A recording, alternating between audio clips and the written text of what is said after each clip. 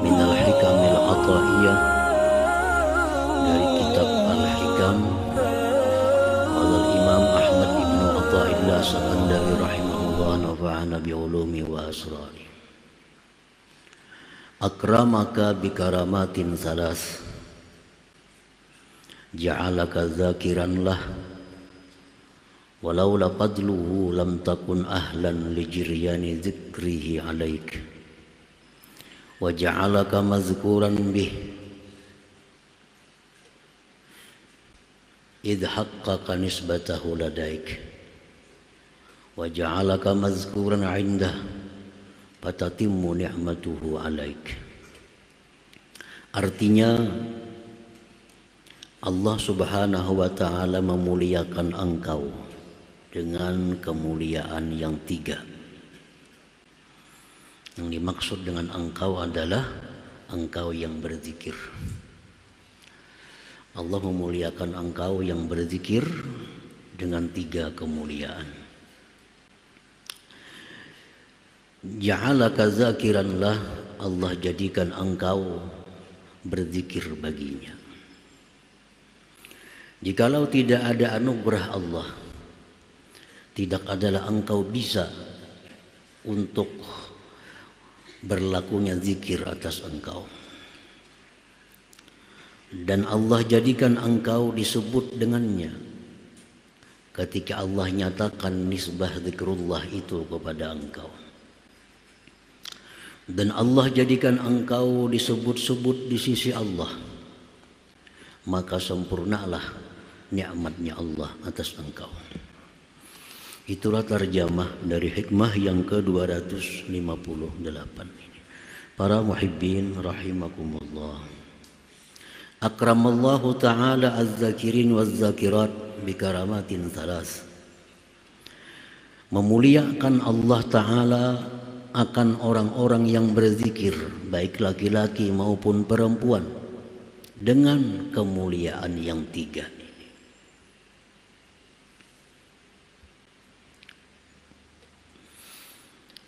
Memuliakan Allah Ta'ala akan orang-orang yang berzikir, baik laki-laki maupun perempuan, dengan kemuliaan yang tiga. Pengertian zikir bukan hanya sebutan la ilaha illallah, tapi pengertian zikir ini secara umum tiap-tiap sesuatu yang diperintahkan Allah lalu kita lakukan dengan niat menjunjung perintah Allah, itulah zikir. Baik itu ucapan lisan, atau pandangan mata, atau pendengaran telinga, atau melangkahnya kaki kita. Setiap kita melakukan sesuatu yang diperintah Allah dengan niat menjunjung perintah Allah, itulah zikir. Jadi kada terbatas hanya la ilaha illallah, kada terbatas hanya Allah Allah. Menuntut ilmu agama dengan tujuan karena Allah, zikir. Jadi misalnya kita dari rumah sampai ke majelis ilmu 3 jam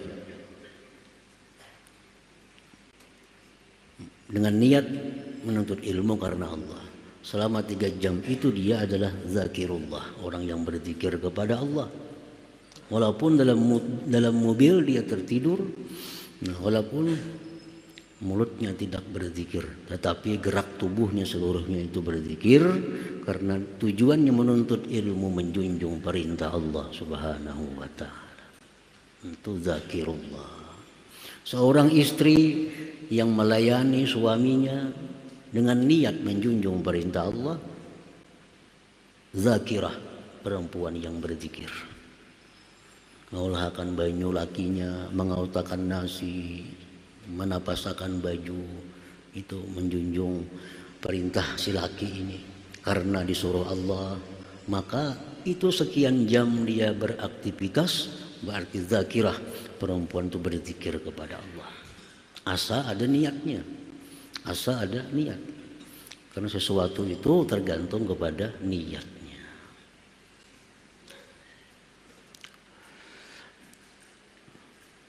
Jadi Allah memberikan kemuliaan kepada orang-orang yang berzikir itu 3 kemuliaan. Al-ula yang pertama, ja'alahumullahu ta'ala mahallan li dzikrih wa ahala qulubahum tatawajjaha ilaih summa azaqahum lazzata dzikrih wa aina dzalik laula fadluhu wa karamuhu ta'ala wa a'zim biha min karamah. Yang pertama, Allah menjadikan mereka itu orang yang berzikir tempat untuk zikir.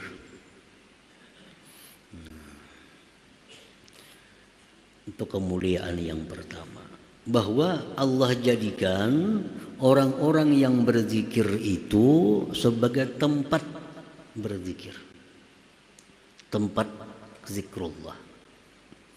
Tubuh manusia yang berzikir itu dijadikan Allah sebagai tempat zikir, tempat zikir. Dan Allah ahlikan hati mereka untuk berhadap kepada Allah. Kemudian Allah rasakan mereka kelezatan zikrullah itu. Dari mana yang demikian itu jikalau tidak ada anugerah dan kemurahan Allah Subhanahu wa ta'ala. Dan alangkah besarnya kemuliaan yang diberikan Allah itu. Para muhibbin rahimakumullah, kita berzikir berarti kita dapat hidayah dan taufiknya. Makanya kita bisa berzikir. Kalau tidak ada hidayah Allah, tidak ada taufik dari Allah, kita kada akan bisa berzikir. Kada akan bisa berzikir. Walaupun di samping kita, di depan kita orang berzikir. Tapi kita kada punya hidayah, kada dapat taufik dari Allah, kita kada akan bisa berzikir itu. Jadi zikir ini sangat tergantung dengan hidayah dan taufik Allah. Dan hidayah itu mutlak milik Allah Subhanahu wa ta'ala. Hidayah itu tidak Allah berikan berdasarkan pertemanan, tidak berdasarkan hubungan suami istri, tidak Allah berikan dengan sebab keturunan. Mutlak hidayah itu sekehendak Allah kemanapun dia hendak memberinya. Ada yang anak suka menuntut ilmu, suka ibadah, anaknya diberi Allah hidayah. Orang tuanya kada bisa turun mengaji, sembahyang kadang-kadang, anaknya sudah rajin. Ini perkara hidayah. Ada yang bini rajin beribadah, yang bini ketujuh ke pengajian, yang laki ketujuh ke gardu. Malam betata guring, makan baimbai. Ini hidayah. Sebaliknya lah itu. Dalam Al-Quran Allah Subhanahu wa ta'ala menjelaskan, daraballahu mathalan lilladzina kafaru imra'ata Nuhi wa imra'ata Lut kanata tahta abdaini min ibadina salihaini fakhanatahuma falam yughniya anhuma minallahi syai'a. Allah mencontohkan orang-orang kafir, istri Nabi Nuh, istri Nabi Lut, kanata tahta abdaini min ibadina salihaini, itu istri-istri di bawah seorang laki-laki yang salih, yang taat kepada Allah. Khianat keduanya kepada suaminya, falam yughniya anhuma minallahi syai'a, yang suami sedikit pun tidak berdaya. Sadangnya Nabi Nuh menasihati nang bini ini, tetap bini Nabi Nuh itu kafir. Nabi Lut pun demikian. Sudah macam-macam nasihat diberikan Nabi Lut kepada bini Sidin, tetap bini Sidin kafir. Falam yughniya anhuma minallahi syai'a, kada berdaya. Nabi Nuh punya anak Kan'an, Bagaimana Nabi memberikan nasihat. Tapi hidayah ini milik Allah. Jadi kalau orang itu bisa berzikir, ini orang yang dikasihi oleh Allah, orang yang dicintai oleh Allah. Andai kata Allah kada sayang dengan orang ini, Allah kada beri hidayah dia untuk bisa berzikir kepadanya itu. Para muhibbin rahimakumullah. Perkara harta, perkara kedudukan, innallaha yu'ti man ahab wa man la yuhib. Harta, kedudukan itu Allah berikan kepada orang yang dia cinta dan orang yang tidak dia cinta. Jadi kalau kita dapat harta, kada seberuntung dapat hidayah. Kenapa sebabnya? Karena harta ini Allah berikan cuma-cuma. Orang kafir dapat, orang fasik dapat, orang zalim dapat, orang taat dapat, orang ahli ibadat dapat. Tapi kalau hidayah, la yuhibbu la yu'tiha illa man ahab. Allah tidak memberikan hidayah itu kecuali kepada orang yang dia cintai. Jadi mestinya kita lebih merasa beruntung dapat hidayah daripada mendapat sesuatu duniawi ini. Nah, mestinya demikian. Lebih merasa beruntung kita bisa berzikir daripada kita dapat duit. Kenapa sebabnya? Kan dapat duit itu siapa aja bisa dapat. Pembunuh bisa dapat duit, penzina dapat duit, pemabuk dapat. Tapi kalau berzikir, orang-orangnya yang diberi Allah Ta'ala. Nah, kalau kita sudah punya prinsip yang demikian, bahwa aku lebih gembira mendapat hidayah berzikir daripada aku mendapat duniawi. Kalau demikian itu prinsip dalam hati kita, itu ada kemungkinan kita akhir kalam la ilaha illallah. Selama kita masih mengagungkan dunia, kita masih merasa beruntung dapat duit 1 juta daripada berzikir, orang ini berat. Akhir kalamnya zikrullah. Akhir kalamnya akan selalu duniawi. Karena semasa hidupnya orang ini merasa keberuntungannya itu mendapat duniawi. Nah, kita dapat duit 1 juta, 10 juta, asa untung. Ketimbang rasa untung kita berzikir. Nah, kalau ini dalam hati kita sampai mati, ini membahayakan iman kita. Mestinya kita lebih untung berzikir, lebih untung dapat hidayah zikir daripada dapat duit itu. Nah, ini yang bisa diharapkan akhir kalam husnul khatimah itu. Orang yang memang sejak mulanya sudah merasa beruntung dengan hidayah Allah Subhanahu wa ta'ala. Nah, jadi keramat yang pertama itu diberikan Allah kepada orang berzikir, bahwa tubuhnya itu dijadikan tempat zikir oleh Allah. Hatinya dirasakan lezatnya zikir. Di mana yang demikian itu bisa jikalau tidak ada anugerah Allah. Dan alangkah besarnya ini kemuliaan yang diberikan Allah Subhanahu wa ta'ala. Istilah para ulama, para aulia, tidak ada keberuntungan apapun kalau kita kehilangan Allah. Tidak ada kerugian apapun kalau kita mendapatkan Allah. Nah, itu artinya. Tidak ada keuntungan apapun kalau kita kehilangan Allah. Dapat duit 10 juta, 100 juta, tapi kehilangan zikir, kada ada untungnya. Dapat duit 1 miliar tapi kehilangan zikir, kada ada untungnya. Tapi kalau kita dapat zikir, hilang duit, sudah keberuntungan yang besar ada di tangan kita. Dapat Allah Subhanahu wa ta'ala. Tidak ada keberuntungan apapun bagi orang yang kehilangan Allah. Tidak ada kerugian apapun bagi orang yang mendapatkan Allah Subhanahu wa ta'ala.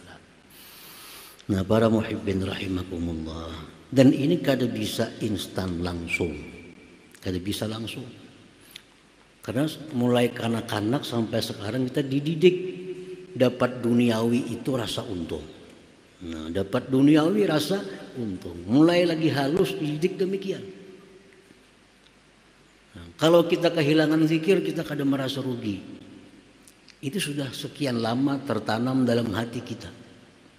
Ketinggalan sembahyang berjamaah, ada merasa rugi.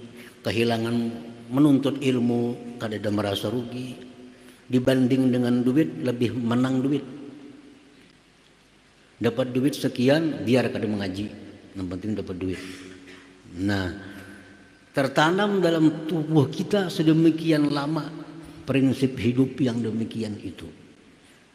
Nah, untuk mengubah bahwa zikir itu keberuntungan yang besar, lebih dari keberuntungan apapun, itu perlu waktu yang panjang. Perlu waktu yang panjang. Hanya bisa hati kita ini menyatakan bahwa aku bisa berzikir ini lebih untung daripada dapat apa juga pun. Lebih untung dari apa juga pun. Nah, jadi mengubah itu sulit. Mengubah demikian itu sulit. Karena sudah biasa dapat materi untung, dapat rasa untung. Kehilangan zikir, ketinggalan wirid, ya kada seberapa.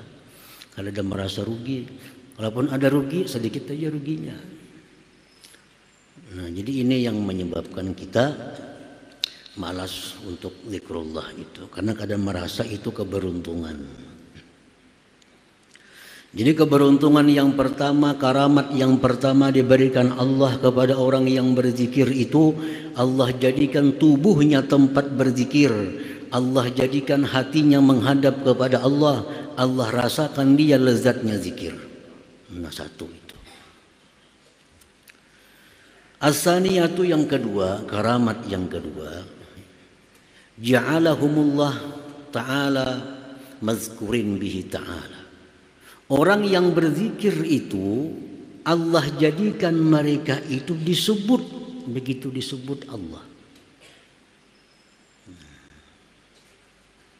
Jadi orang yang berzikir itu disebut zakirullah, orang yang berzikir kepada Allah. Jadi namanya itu disandingkan dengan nama Allah. Macam Rasul, Rasulullah. Rasul ini biasa aja, utusan artinya. Bisa utusan raja, bisa utusan siapa. Begitu disandingkan dengan Allah, Rasulullah menjadi manusia paling agung. Menjadi paling agung. Jakanya Rasul titik umum, utusan siapakah? Tapi karena disandarkan dengan Allah, lalu menjadi luar biasa. Nah, orang yang berzikir disandarkan kepada Allah, zakirullah. Zakir, orang yang mengingat. Itu umum, ingat apakah? Ada harganya. Ingat itu, ingat ini. Begitu disandingkan dengan Allah, zakirullah, orang yang mengingat Allah, menjadi satu kemuliaan bagi orang tersebut, karena namanya disandingkan dengan Allah, zakirullah.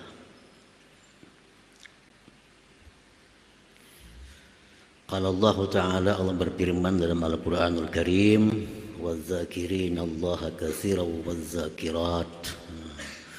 Laki-laki perempuan yang zakirullah, yang zikir, ingat kepada Allah Subhanahu wa Ta'ala. Nah, jadi Allah nisbahkan.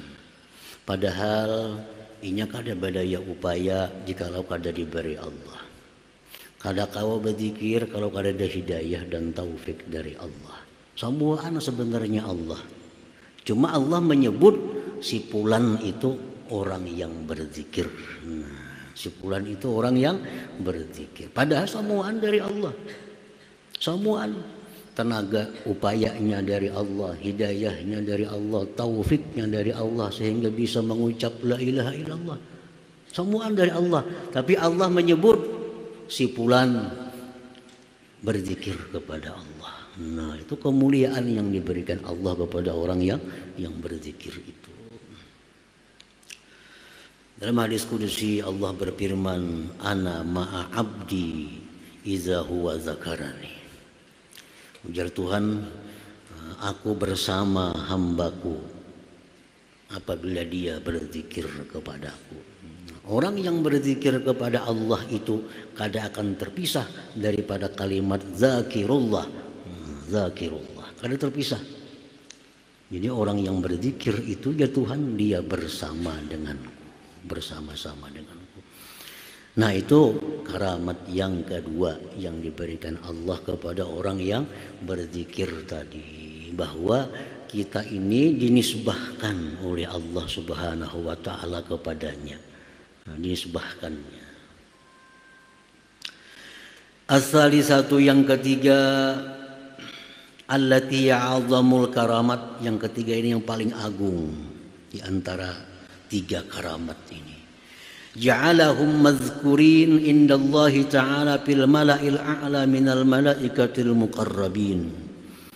Allah jadikan orang-orang yang berzikir baik laki-laki maupun perempuan itu namanya disebut-sebut Allah di tengah-tengah kelompok malaikat yang dekat kepada Allah Subhanahu wa taala. Nama orang yang berzikir itu jadi perbincangan di kalangan malaikat. Nah, jadi pamandiran di kalangan malaikat, dibicarakan. Nah, bicarakan ini bukan sembarang. Allah Subhanahu wa taala memberitahu kepada malaikat, fulan lihat itu berzikir. Hambaku si fulan bin fulan dia berzikir. Disampaikan oleh Allah Subhanahu wa taala. Nah ini kemuliaan yang paling agung, bahwa nama kita itu disebut oleh Allah Subhanahu wa ta'ala. Itu yang paling agung. Kalau kita menyebut nama Allah biasa aja, dari seorang hamba yang banyak dosa, banyak salah, menyebut Allah biasa. Tapi kalau Allah yang maha segalanya menyebut kita yang hina ini, itu luar biasa. Luar biasa. Dalam Al-Quran disebutkan wala dzikrullahi akbar. Sungguh menyebutnya Allah akan hamba itu sangat besar daripada ibadah apapun yang kita lakukan. Ngaran kita disambat oleh Tuhan di tengah-tengah malaikat tuh, Tuhan malaikat lihat tuh, pulan bin pulannya berzikir kepadaku, pulan bin pulannya berselawat kepadaku, pulan bin pulan dia menuntut ilmu, pulan bin pulan dia bertasbih kepadaku. Disebut-sebut oleh Allah di kalangan para malaikat. Nah ini karamat yang paling besar di antara tiga karamat itu.